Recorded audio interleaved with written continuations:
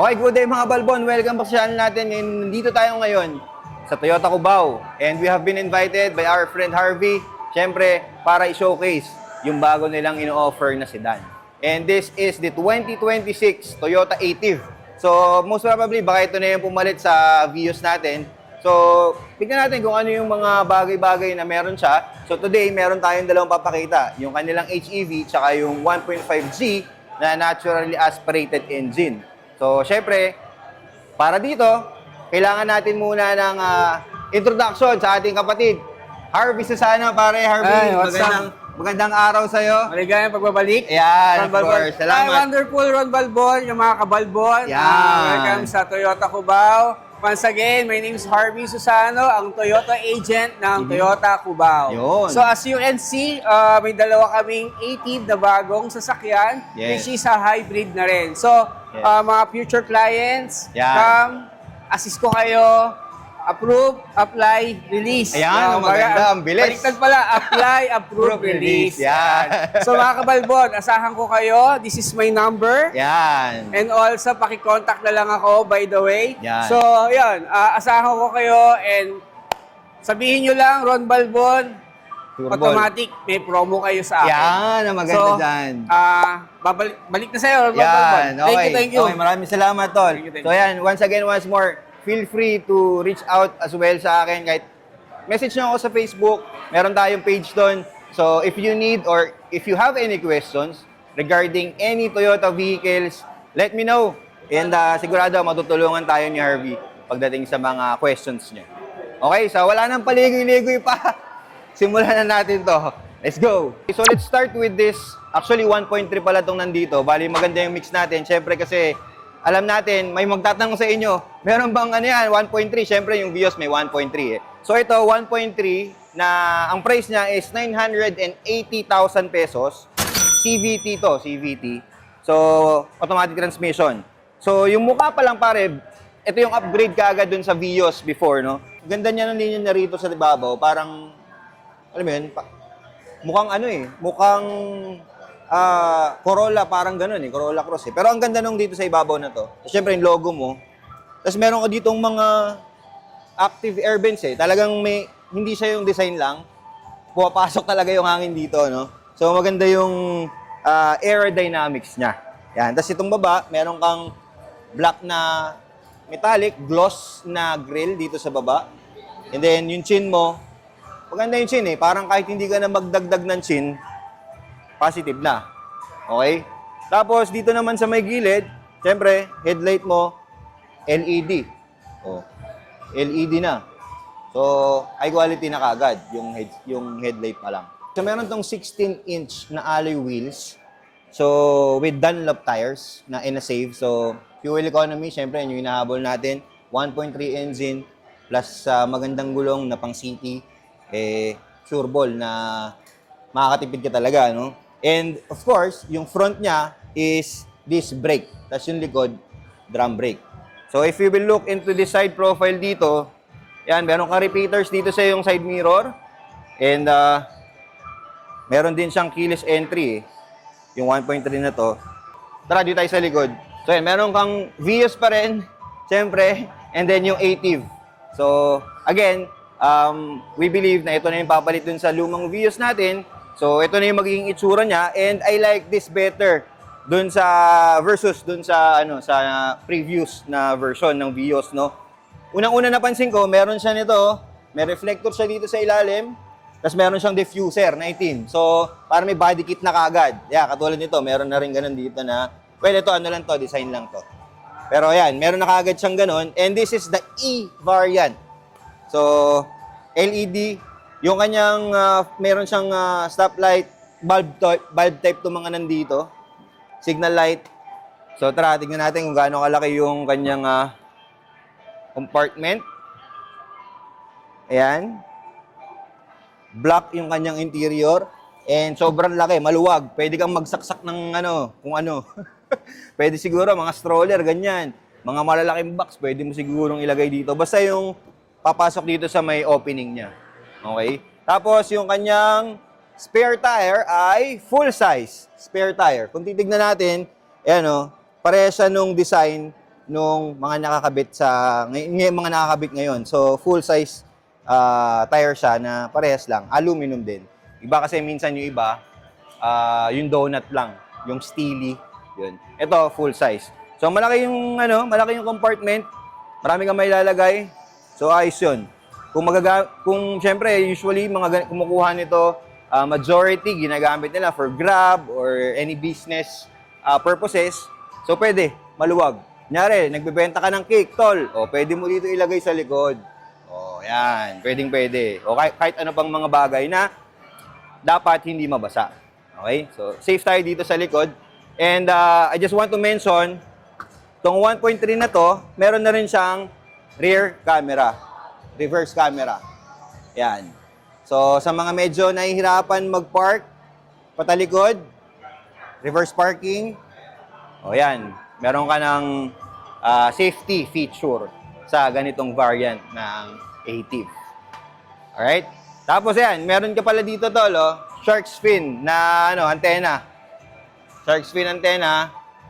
So, kung mahilig ka sa mga FM radio, AM, lalo na kung nag-drive ka, gusto mo sa balita, AM, sure ball malinaw yung reception mo. Okay? So, I think that's it for the outside. For me, again, mas gusto ko yung itsura niya, yung harap and sa likod versus dun sa previous na model ng Vios. Tara, tignan naman natin yung loob. So, as we go inside, yan, syempre medyo pababa to eh. Again, this is the first episode natin for a sedan. So, ganun, medyo pag sasakay ka talaga sa sedan, parang pababa kang ganun. And then, adjustment ng seat ay forward and backwards. Tapos, meron din tong height adjustment. Ayan, aangat ka ng konting kung medyo maliit ka, para makita mo yung harap. Tapos, syempre, yung incline, tsaka recline. So, yan. So, dito sa manibela niya, tol, makikita natin, meron dito mga controls para dun sa kanyang instrument cluster, which is digital. So, this is around mga 6 inches na TFT display. Tapos, meron kang digital na dito sa gilid. Most likely, nandyan yung mga mga fuel gauge, ganyan. And then, engine start stop button. So, wala nang susi, keyless to. Sa seats niya, fabric to, na nasa firm side. So, ganyan ang dating mo pag nakasakay ka dito. Meron kang armrest dito sa gitna na merong storage. Tapos, traditional na handbrake. Dito sa may kabila naman, sa pintuan, plastic eh. So, okay naman din, pero plastic yung kanyang material. However, dito sa mga, leather to, with stitching. Tapos dito sa may tuhod mo, ayan, meron din siyang stitching dito. Leather yan, pati dito sa dashboard. So, may white stitching siya, no? So, ang ganda niyang tignan. Tapos, cup holders sa magkabila, meron yan dito. Passenger mo, meron ding cup holder. So, walang cup holder dito sa gitna, but you have storage here, dito sa may middle. Okay? Dito naman sa middle, pag pumunta tayo dito, meron ka naman ditong LED. This is, not sure kung wireless na to, yung 1.3 eh. I believe it's not. Kasi pagkakabasa natin dun sa, sa manual niya, or sa brochure, is wireless yung 1.5 HEV, at saka yung 1.5G na variant niya. So, ito, I don't think na wireless na siya. Pero, meron ka pa rin naman dito ang access. Bibili ka lang ng toggle, pwede mo na siyang gawing wireless. So, meron ka dito ang 12-volt socket. Yan, nandito rin yung control mo ng aircon. Tapos, hazard mo nandito sa gitna, syempre. In terms of visibility, tol, tingin ko okay naman. Hindi naman nakakasagabal to kasi syempre nakita natin medyo mas mataas siya dito sa dashboard. Pero hindi naman. Hindi naman siya nakaka-impede nung vision mo dito sa may driver side. Tapos aircon vents, 4, syempre. Chrome style yung kanyang air vents. Mukhang tatagal naman knowing Toyota. And alam naman natin yung mga plastic ng Toyota tatagal talaga yan. Ang dami na nga nating nakitang mga model ng Toyota or cars ng Toyota na talagang nag-age well pagdating sa interior. Ayan. Tapos meron ka dito, syempre, conventional or ordinary na rear view mirror. Bah, may lagayan ng shades, pare. Oh, ngayon ako nakakita ng sedan na may ganyan, ha. O, tapos ilaw mo dito. Meron kang ilaw dito. And then, you have your vanity mirror sa driver side. So, wala nga lang ilaw. Pero okay na rin. Meron kang ganyan. Well, E-variant, I believe, is the top of the line pagdating sa 1.3. Kaso dito sa may passenger, wala eh. Di ba? Mas maganda kung meron din dito. Naglagay ka na dito. At meron na rin dito. Or baliktad. Kasi syempre, yung passenger mo, yung usually na nagsasalamin, di ba? So, yan. Gray, yung kanyang headliner. But, all in all, black lahat. Yung kanyang interior.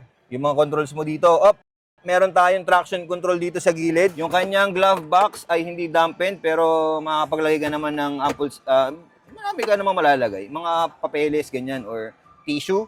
Yan. Lagay ka ng tissue dyan.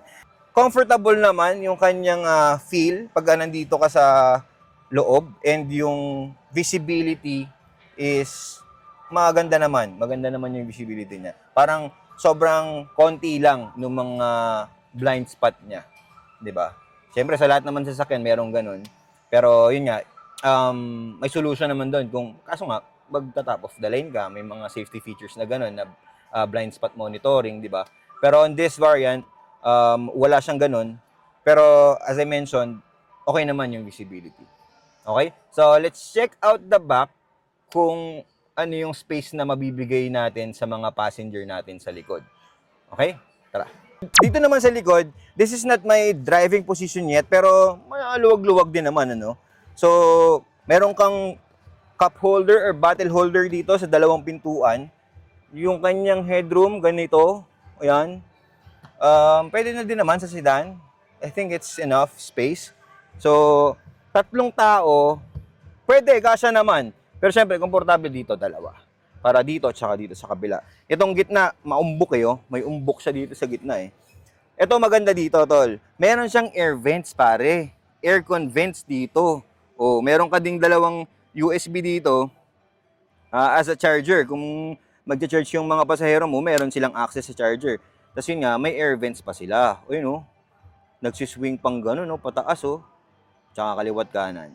So, sa comfort, I think, maganda din naman comfort nito. Ang napansin ko lang dito, pre, so wala siya nung armrest dito sa gitna na may cup holders. Normal lang siya na bench. Wala na tong adjustment, pare. Ang na-adjust lang dito, ito, yung sa gitna na headrest. Pero yung 2, magkabila, fix eh, oh. Naka-fix lang siya. Yun. Tapos, well, ito, pwede mo ding palagyan ng kung anong gamit dito sa likod dito. Compartment, may ilaw ka. And that's it. Puro plastic din yung mga nasa gilid. So, 1.3 engine. Tignan natin kung ano yung tsura dun sa may hood. Tara. So, ito yung 1.3 engine niya na subok naman na efficient to, no? So, matagal na rin ginagamit to ng Toyota. Itong engine na to, I believe this is the same engine as before. Dual VVTi 16 valve engine ng Toyota. So, reliable. Ito yung reliable na engine nila. Okay? Tara, syempre, tinignan na natin tong traditional na 1.3. Silipin naman natin yung HEV nila. Kung ano yung makikita natin dun sa loob at saka dun sa engine. Let's go.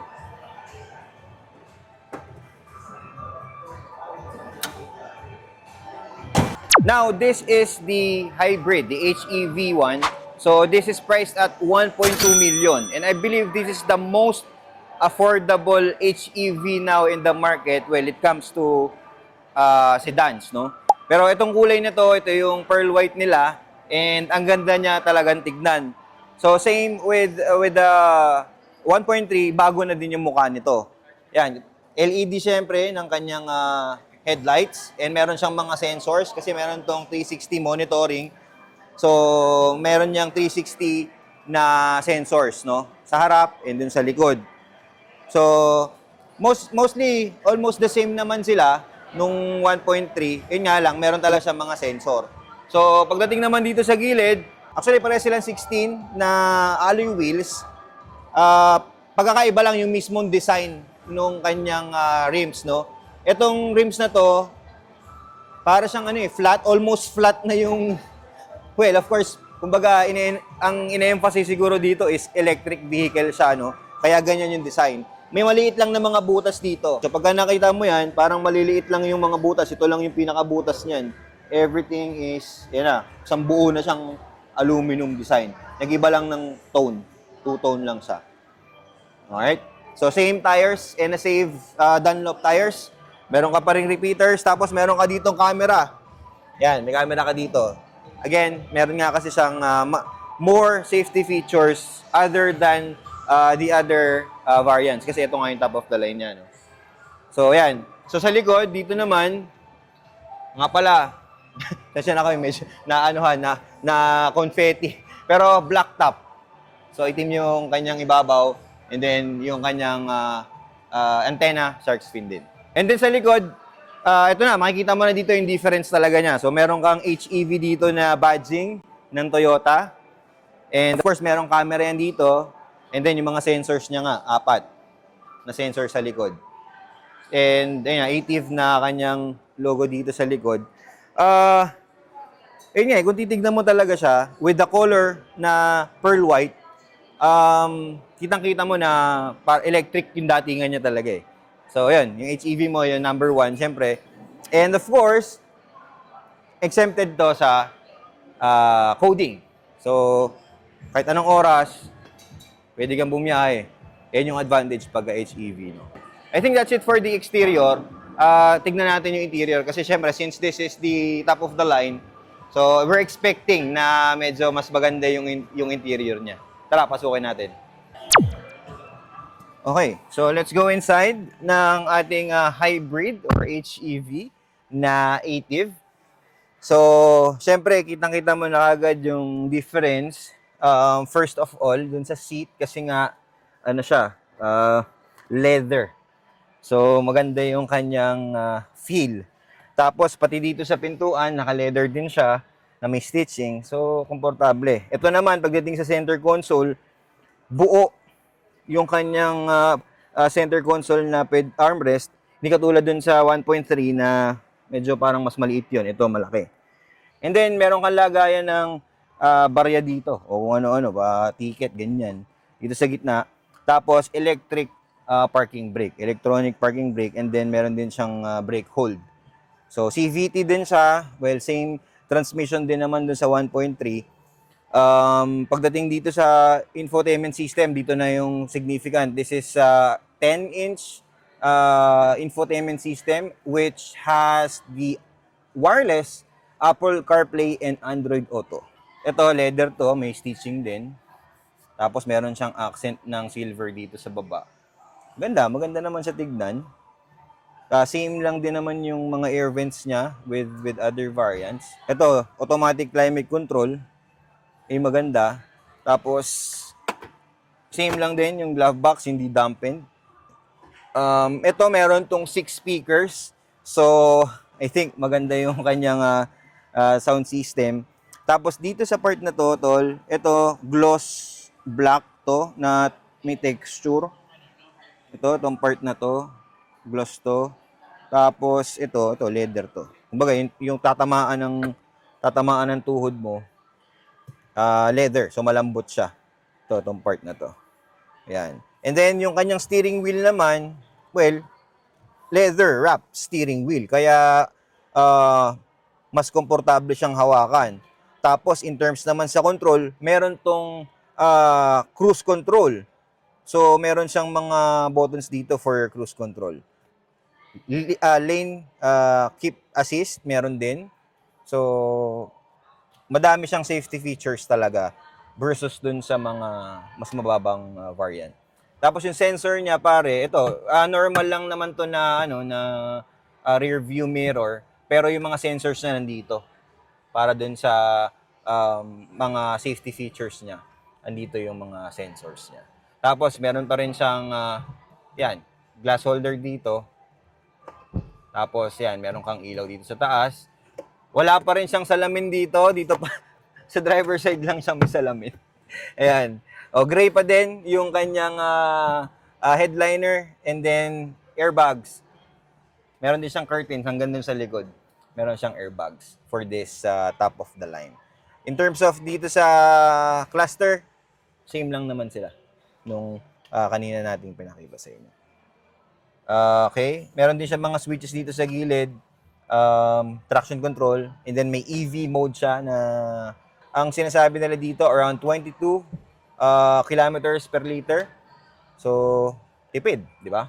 Kung ako tatanungin mo, kung bibili ako ng sedan na active, pipiliin ko yung 1.5 engine versus dun sa 1.3. Siyempre, magkakaiba tayo ng preference, pero for me, for my use, kasi ako talaga yung nagda-drive, hindi ko naman siya pinambabiyahe, I would prefer 1.5 engine. Kasi yung power niya, mas maganda, mas linear, kaysa dun sa 1.3 na medyo baka mahirapan, lalo na kung marami kang sakay. Okay, dito naman sa likod niya, meron kang lagayan dito ng mga papeles, magkabilang upuan. Leather pa rin naman yung kanyang components. Tapos meron din siya nung air vents at saka nung charging ports na dalawa. Tapos ang medyo pinagkaiba lang niya talaga is yung kanyang armrest dito is leather wrap. Tapos gloss naman yung kanyang cup holders, yung ibabaw ng cup holders. Other than that, it's actually virtually the same. So, yan. Pares lang naman ang headroom and then yung knee room. Pares lang din. Okay? So, silipin natin yung apartment kung may pagkakaiba ba dun sa 1.3. Silipin natin yung likod. So, ito yung napansin ko na pagkakaiba talaga. Maluwag siya, syempre, tapos itim nga yung kanyang interior. Yung full size na spare tire, nandito pa rin naman. Pero meron siya nito. And I believe, ito yung, siguro, nandito yung battery. Malamang nandito yung battery. Huwag na natin buksan at baka kung ano pa mangyari sa atin, ano.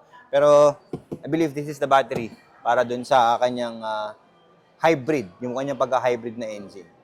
Okay? So, tara, silipin naman natin yung mismong engine na, kung ano yung tsura. Ngayon pa lang din ako sisilip ng engine ng ng hybrid. So, tignan natin kung anong pagkakaiba ba. Meron ba siyang, ayun! Yan, okay. So, 1.5 engine, so mas malaki siya dun sa 1.3 kanina. And then, meron siya nito.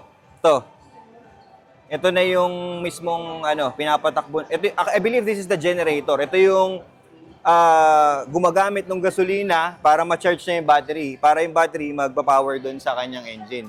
So, ito yung pagkakaiba niya versus dun sa, meron ding 1.5 nga kasi na natural aspirated, which is ito lang makikita mo dun. Dito sa HEV, meron ka nito, yung kabila. Ito yung nag-generate ng power para dun sa battery. So, lithium-ion battery. And I believe, as I saw dun sa kanilang brochure, this has the 8-year warranty. Toyota is giving that. 8-year warranty, pare, or 200,000 kilometers na distance na travel ng sasakyan. Kayo, ano sa tingin nyo? We show you kung ano yung difference nung HEV saka yung traditional na natural aspirated engine. Siyempre, may mga difference sila. So, it depends on you kung ano yung pipiliin mo. Pero ano ba yung thoughts mo about this new sedan ng Toyota? Let me know sa comment section, tol. Usap tayo doon. Ano mga balbon? Sa susunod pa mga episode, tara! Sa tagumpay.